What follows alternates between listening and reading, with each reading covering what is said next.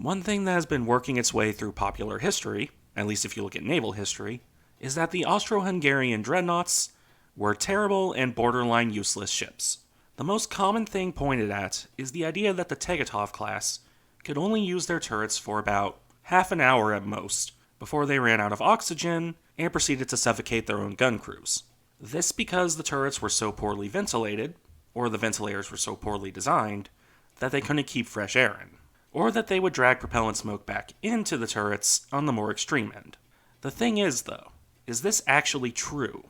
Now, I'm not going to deny that these ships were flawed messes in a lot of ways, but such a completely critical thing as cannot use the main turrets for more than 30 minutes would seem to be a problem, yes? Where did this idea begin, though? I'll note before I begin that I am drawing heavily from an article on the NavWeaps website that I'll link in the description. An article that says at the bottom it's from the end of last year.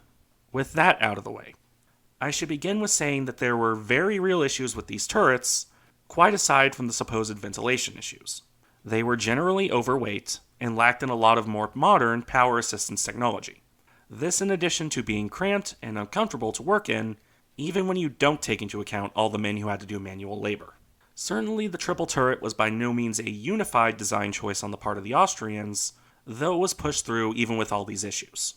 Even with other issues, like severely stressing the hull of the battleships, to the point they had to be reinforced to carry their own guns, both because of their short and stout design, and because of the previously mentioned overweight issue. That in of itself is not exactly a ringing endorsement of those guns or their mountings. That isn't really disputed, to my knowledge, and was even recognized to some extent at the time. Now, with all these real issues out of the way, what about the fresh air ventilation issue? Well, for that, we come to one particular report that has, to some extent, been twisted by later secondary sources. In April of 1916, the Austro-Hungarian Naval Department asked for reports by the commanders of their dreadnoughts.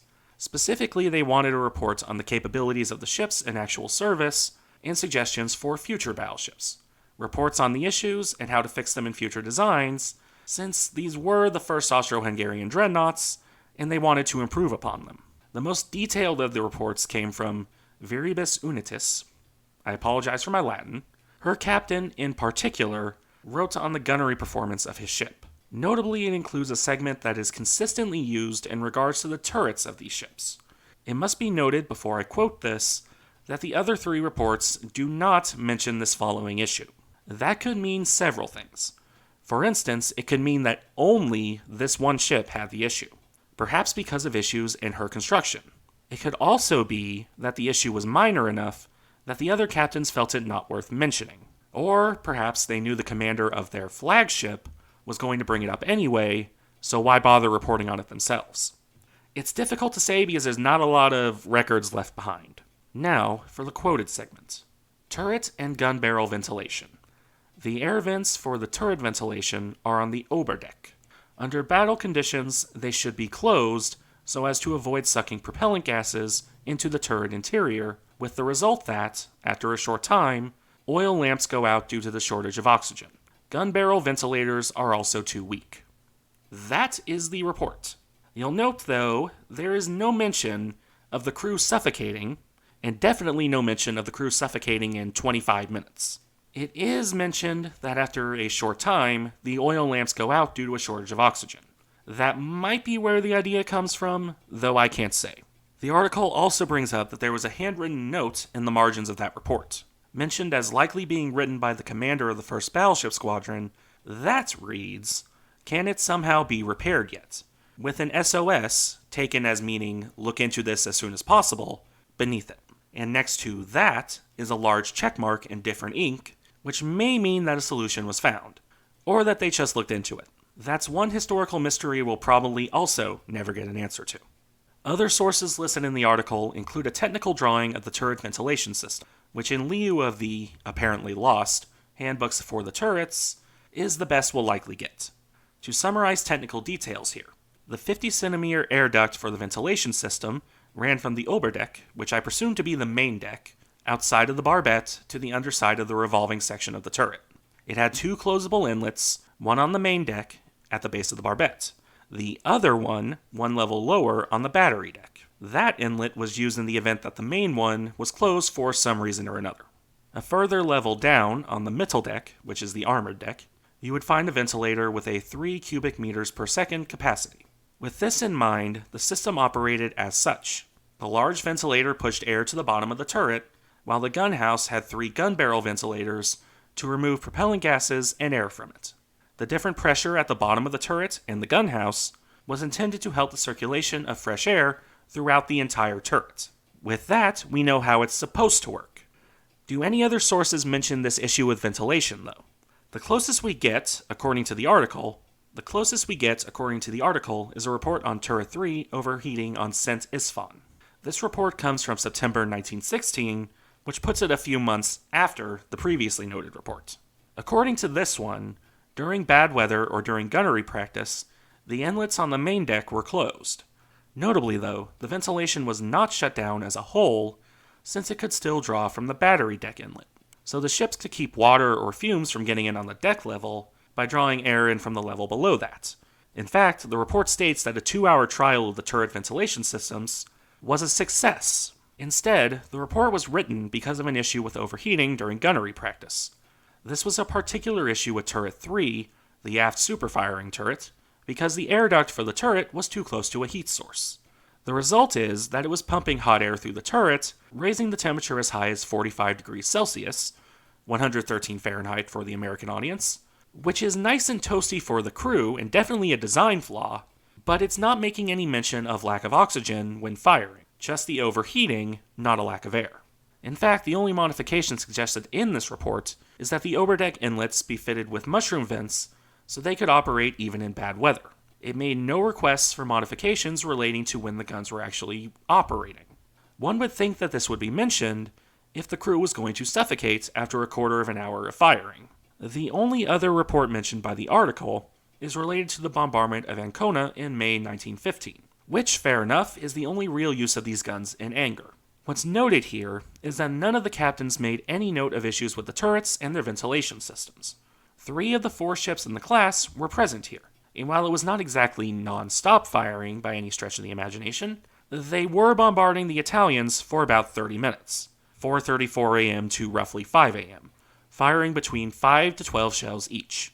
This is the only non-training example we really have, and it really isn't the best for this. Nonetheless, it is notable in that none of the captains reported the supposed issue with oxygen supply. The article notes that the commander of Viribus Unitas, which, let's recall, was the problem child earlier, didn't even mention issues, and he was evidently a chronic complainer who would make note of every defect, be it real or made up. With a man like that on the same ship that the later reports on lack of oxygen came from, one wonders why he didn't complain. It's even noted in a separate report that there was an issue with a minor problem on one of Tegetthoff's guns. Now, using the article, this is where we run out of reports on the turrets. Where does that leave the initial argument that the turrets were unusable after a short time? Well, one thing to note here is that the initial report that seems to have spawned this argument is evidently flawed.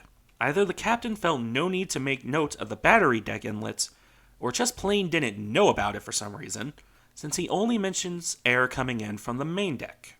Being fair to him, one can read his report as saying, with the inlets on the overdeck closed, oxygen becomes an issue, with the implication there that the battery deck inlet isn't enough on its own. That's one way to read it, though it's definitely not the simplest way to read that text. Further, the article makes note that one can, albeit indirectly, assume the ventilation wasn't a problem at Ancona, since none of the other captains complained about that issue. Perhaps the most damning thing, though, is that the bad turret ventilation was by no means limited to these ships. While the Austro-Hungarian ships are noted as having inadequate ventilation in general, not just in the turrets, it wasn't unique to them. Apparently, the Austro-Hungarians sent a delegation to Germany after Jutland to get a first-hand report on that battle, which featured a report that the Germans complained about ventilation on their own ships. Something about how the German gun crews only kept their guns running by means of using gas masks to keep out smoke and propellant fumes, which, if true, is definitely not a good look for the Germans. There's one final comparison we can draw from the article after that one, and it is a direct comparison of ventilation between the newer and larger triple turrets on USS Nevada to those of the Austrian ships. Nevada had two fans rated at 283 cubic meters per minute to pull fresh air in. This was done differently to the Tegetthoffs, in that the American system drew air in and expelled it out through holes in the turret overhang. By contrast, the Austrian design had one main and three secondary ventilators that could move, in their own right, 180 cubic meters of air per minute.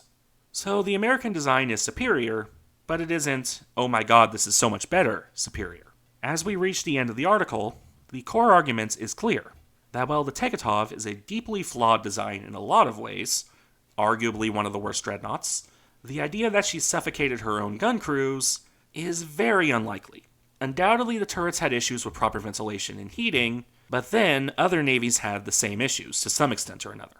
And, perhaps more importantly, there is no reference in the original report to a quarter hour and then no air. At absolute most, a reference to running out of oxygen for oil lamps in a, quote, short time, which may need to be viewed through the lens of, did the captain not know about the secondary inlet? It's hard to say there.